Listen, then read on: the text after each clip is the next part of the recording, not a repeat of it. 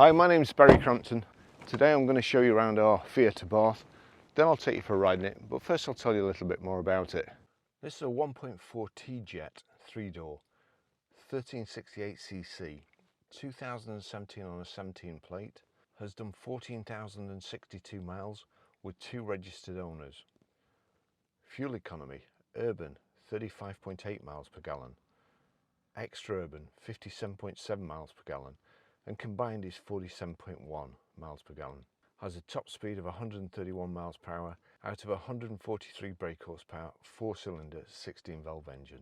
The 500 shape is probably my favourite small car, the original 500 shape that is, but this is a pretty close second.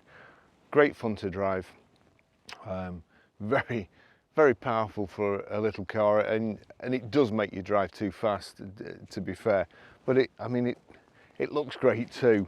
I love this little scorpion badge. It has got a sting in its tail, this vehicle. Where I go on holiday to Sorrento, there's loads of the original ones about, and a few Abarths as well. I'll try and remember to cut a photograph of one of the old ones in, but it does retain the same sort of characteristics, the same kind of overall shape, and you can kind of hark back to the old one. So real good design in my opinion. The bumper is certainly kind of extended to the normal 500. The deep chin spoiler there with the fog lamps and the side lamps, the kind of chrome surrounds there around the windows, and a not exactly elliptical, but more like a kind of eye-shaped headlight. Now it has the 5-spoke alloy wheels, and they're diamond cut and dark silver metallic with the Abarth centre, the wheel centre. All the tyres all good.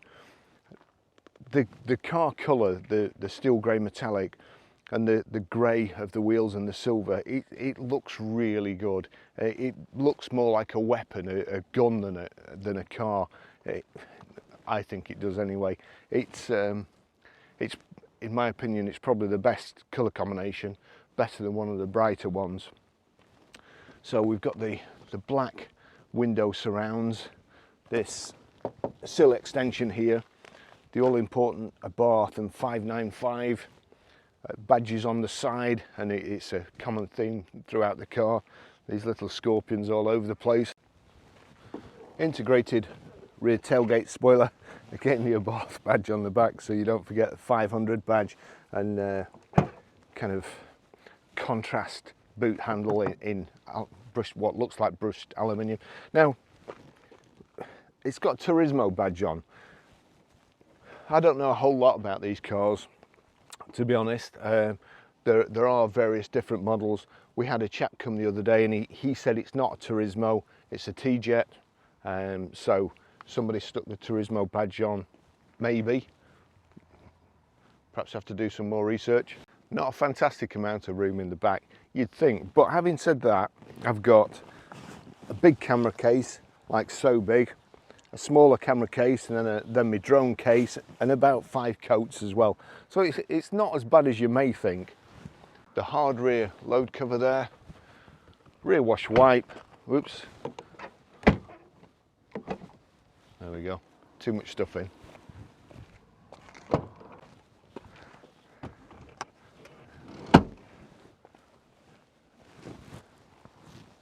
Oh. Right, so there's 2 inertia rear seat belts. The head, my head's touching the roof here. I don't know how far I would be able to get the seat back there, whether it'd be comfortable driving. It'd be all right for a short trip, or ideal for two kids really.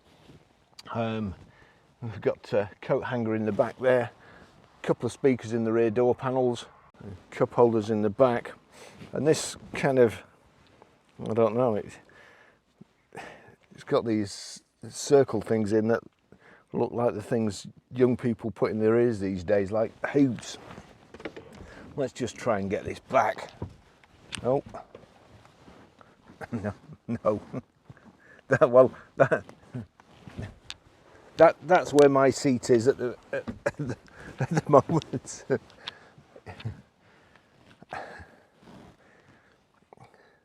It's a two-seater plus two children, but to be fair, it's quite nice in the back here. I've got to say, I do like these cars.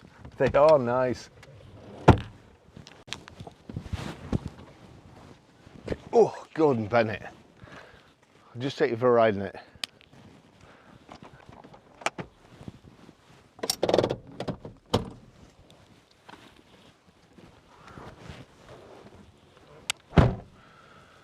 So that's the Fiat Abarth key, proper ignition lock. Let's just done with the service history. Hopefully that's it. Yeah, that's it. 7th of the 9th, 2018 at 4,141 miles, Arnold Clark. 13th of the 12th, 2018 at 5,255 miles, Peter Vardy. I can only assume that it was perhaps sold there with such a short time in between the two services. And Peter Vardy did a sales service. 10th of the 12th, 2019 to 11,501 miles, Northwest Autocare. 19th of the 8th, 2020 at 12,033 miles, Northwest Autocare. 14th of the 9th, 2021 at 14,018 miles, Northwest Autocare, and we've just put 2 new front tyres on it. Now, as many of you'll know who watch these videos regularly, Northwest Autocare is our go-to garage. They do all our work. This has been a local car, and it's actually belonged to one of the people associated with Northwest Autocare, his father, and he's emigrated. So we've bought both the cars off them, both nice, both Fiat 500s. So that tells you a story. He obviously likes them. Just, I can't just, that's better. So, since I've got back from holiday, I've been looking forward to driving this. We've got all sorts of cars in, and this is the one I've been wanting to drive. In fact, I've wanted to get one of these in for ages. I do really like Fiat 500s. Let's turn that on. And I mean, as I say, there's not a fantastic amount of room left for people in the back, but I've got quite a lot of room, and you know, there's more room in this than there is in something like a Land Rover Defender, or possibly even a G-Wagon, because I never feel like I can get far enough away from the steering wheel in one of those, and this is just ideal. Let's just see, where have we got? Now that's strange, I'm sure. Let me just pull over here where people can see me. Ah, there it is. So that's it. So it's height adjustable steering wheel, not reach adjustable. There we go. And I'll just take it out of sport to start off with. The little Rev Counter on the binnacle stuck on top of the dashboard there. That lights up with sport when you press this button. I mean, it's not exactly a lovely drive, but it's a sporty drive, and I'm not going to go too fast, of course, along this country lane. Otherwise, you know, I could just meet somebody like that 12-year-old that was driving that tractor while he was on Facebook or whatever it was he was doing on his mobile phone. He certainly wasn't looking at the road. And we have a couple like that in Walton-le-Dale. The tractor would easily roll over a car, and he's going down the main road about 40-50 miles an hour, I would think, in the tractor, and he's on his phone. Anyway, it's a lovely day, a lovely car. So the steering's brilliant. Look at that. I mean, it just changes direction very, very quickly. if I put it into sport, like so, dashboard lights up red.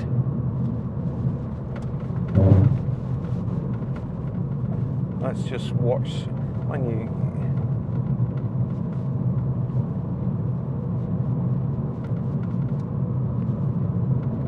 It's telling me to change gear. Orange change gear on the dash there.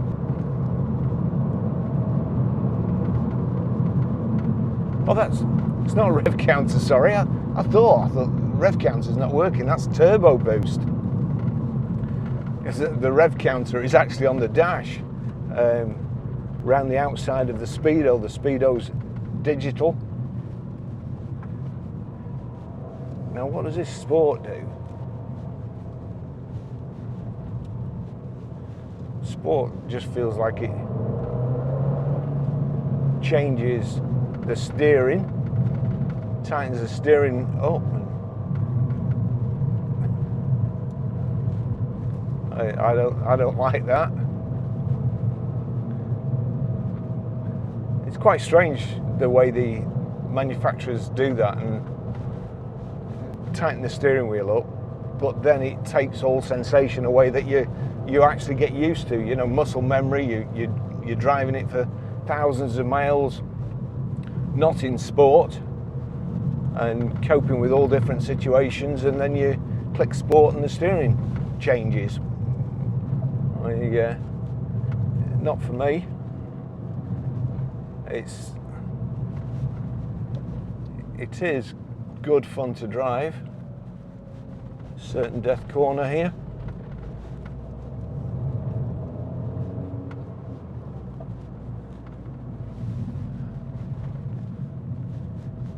It has a nice feel to the gearbox, nice light clutch.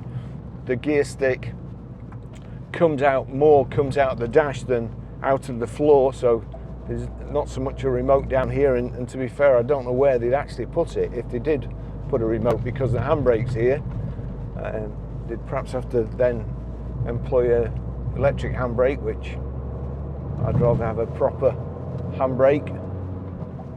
Although then you've got this seat jacker upper, height adjuster, and that's at the same sort of, there's not such a big gap between that and the handbrake. I don't think that's a particularly good design, but you get used to it.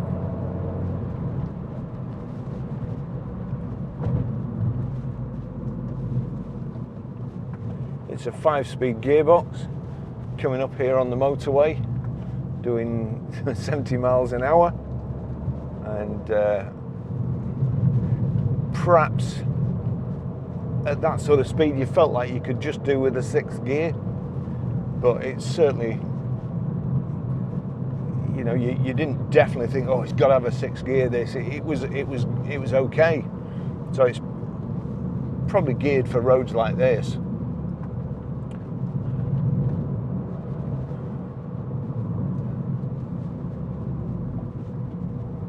I mean, it is. Of course, I think this is the corner we came round the other day, and there was a Polo stuffed in there.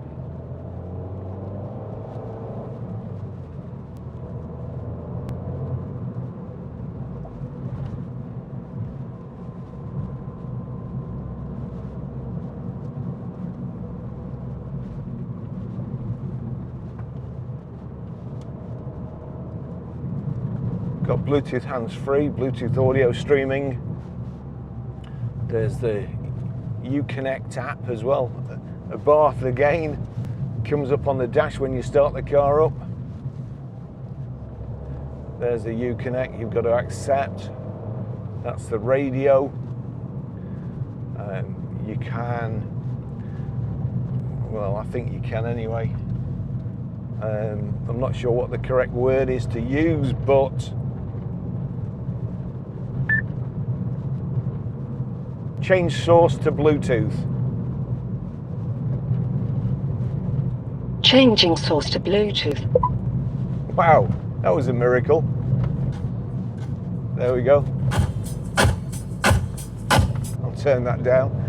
It's a record from the 70s or 80s that I remembered. I came across it the other day when I was looking for another record.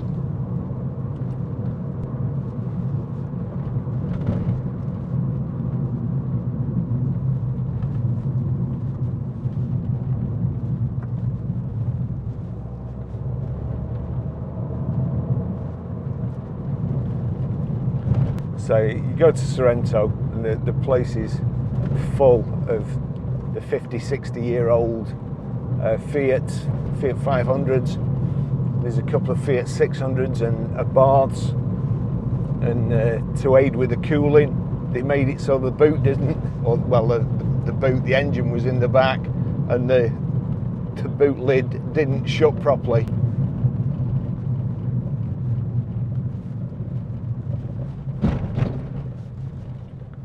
I don't know. But these sheep, both sides of the road, what are they thinking?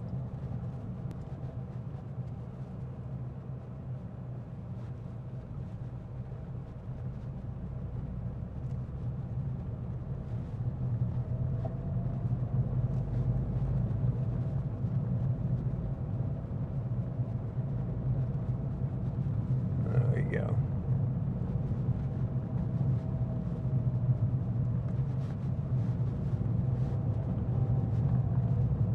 All over the place today. Say normally they stare at you until you get right up to them, then they run in front of you.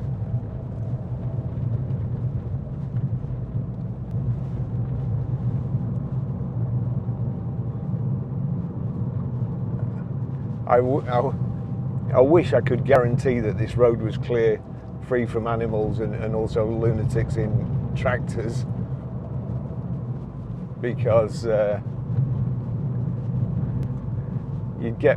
you'd certainly get more fun out of these. I was watching a video by Tom Hartley Jr. the other day, and he prefers, you know, he's got endless amounts of money and can buy any car, not like us paupers at Grosvenor Garage.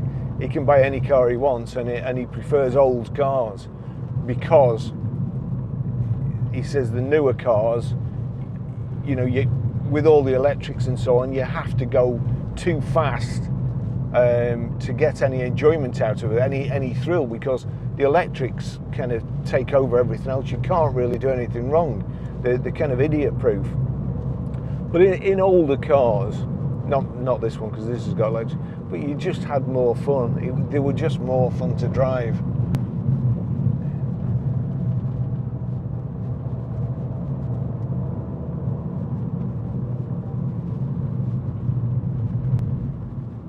But this certainly feels like it's taking you back.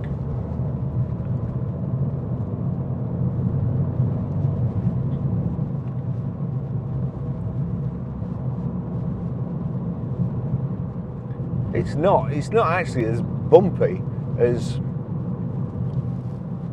I thought it may be.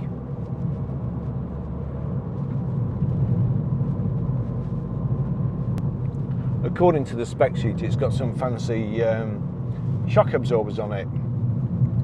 But the trouble these days is that when you put the registration number in to value the car, or say to advertise it on Auto Trader, it brings up all these spec, all the spec that's on the car. But it's so difficult to find out sometimes. I mean, how do you know, unless you're an expert or you've got the actual build sheet, that they are the fancy shock absorbers? You know, you just don't know, and it's so difficult these days for car dealers that if you tell somebody it's got something and it hasn't, then you can be sued. So I suggest everybody checks it out themselves.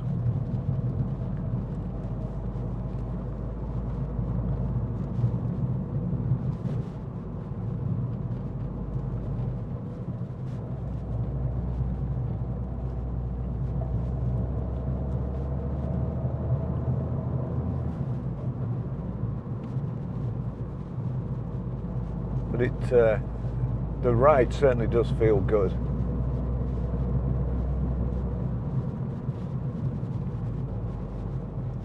Just drop it into second round here.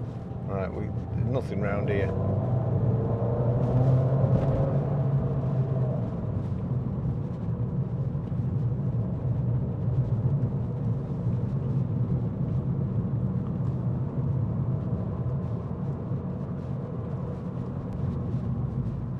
Feels like a lot bigger car, this.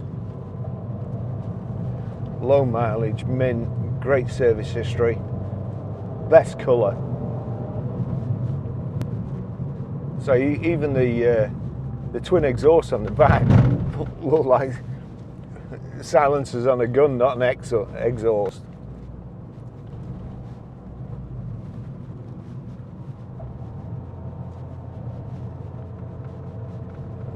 Roll down here, some more sheep here. Here we go, watch this one, watch him, there you go.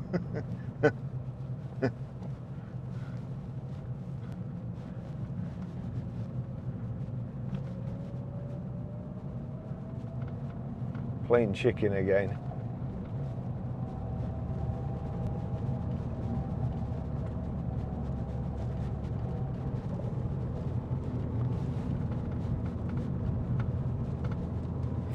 Can't get the central view today because the seats are kind of all in one with a headrest. Nowhere to attach my camera mount to. I'm going to have to work on that because we're getting more and more fancy cars with no headrest posts.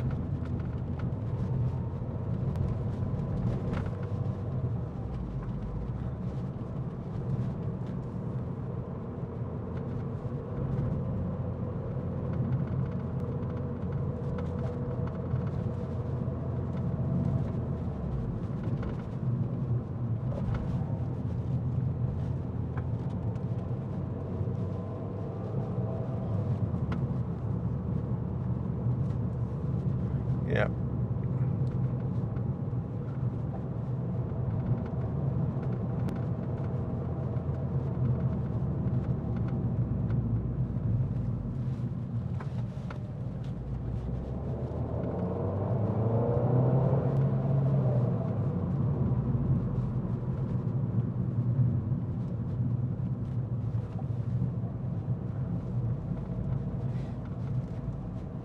The wheels in particular look really nice, and they've kind of made a feature everywhere else you see the coloured Abarth Scorpion, and the wheels look like they've been etched, and the centre, the disc in the centre is as big as my hand, and that's same colour, but the Scorpion is black, and it looks really mean from the outside.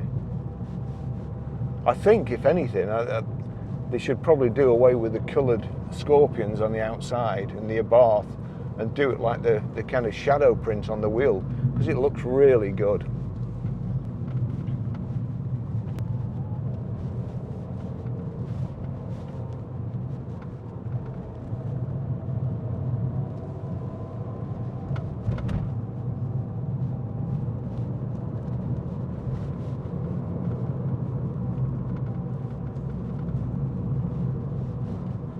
So you've got your lights on there, main beam. No, he still looked, or she still looked like she was going to run across the road in front of me.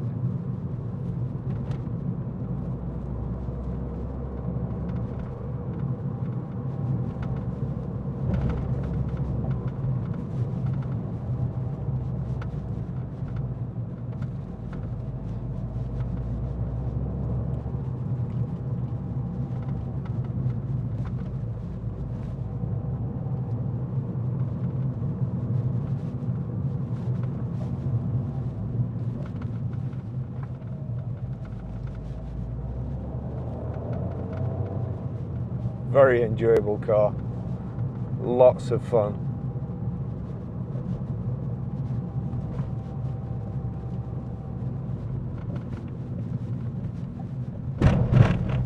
nice and comfortable too. I've seen a glint up there, yeah, car coming.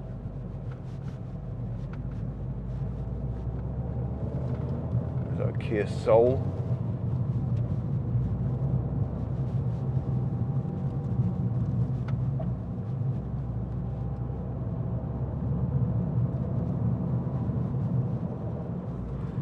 I often find now like the 1.4 Sirocco, I think the 1.4 Sirocco in manual drives better than the 2 litre.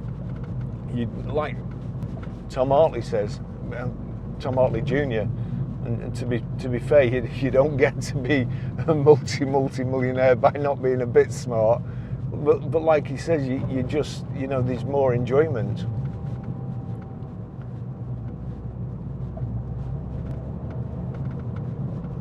Engine has to work out. Some cars, you know, you see it says it'll do 70 in a second. Well, you don't want it to do 70 in a second, do you? Because 2 gear changes. The whole point of it, the whole point of a manual and a sporty car is just to be able to set it up and just into the right gear, hit the corner, the right place, and be doing the right revs, the right speed to be able to accelerate out. That's where all the fun is.